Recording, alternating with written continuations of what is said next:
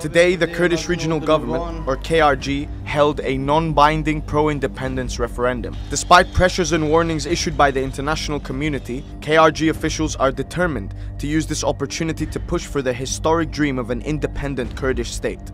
But there is more than meets the eye to this bid for statehood that could rapidly destabilize the region.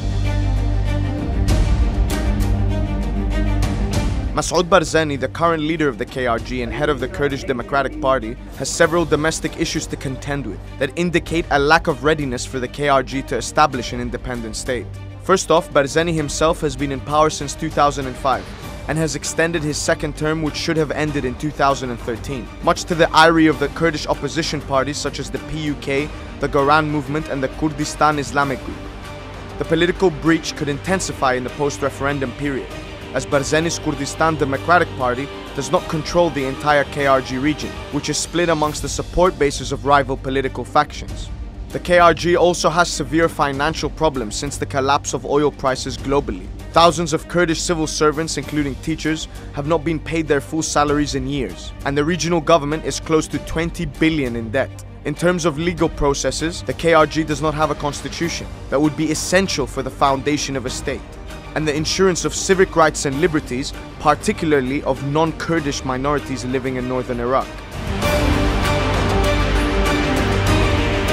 Northern Iraq is not only home to Kurds, but also to thousands of Turkmen, Arabs, Assyrians and Yazidis. Since the rapid expansion of Daesh into northern Iraq in 2014, Kurdish Peshmerga forces have expanded their reach, taking control of key cities such as Kirkuk that were under control of the central government in Baghdad before 2014.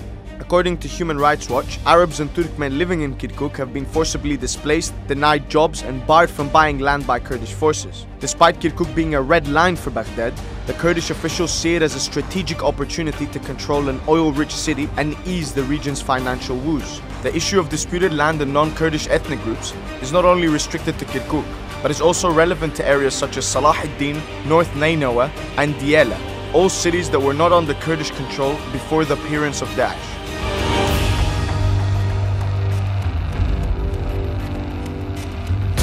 Apart from Israel, all other major regional and international powers have warned of the high risk of this referendum.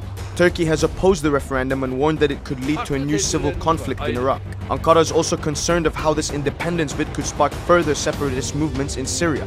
The US also sees tension between the KRG and Baghdad as a major weakness in the fight against Daesh. This tension could materialize into more than just a lack of cooperation, as the Iraqi Supreme Court has given the green light to use all means necessary to stop the referendum from happening. Iran, a powerful player in the Iraqi theater, is also strongly opposed to the referendum, with some fearing Iranian-backed Shia militias triggering violence, particularly in disputed areas such as Kirkuk.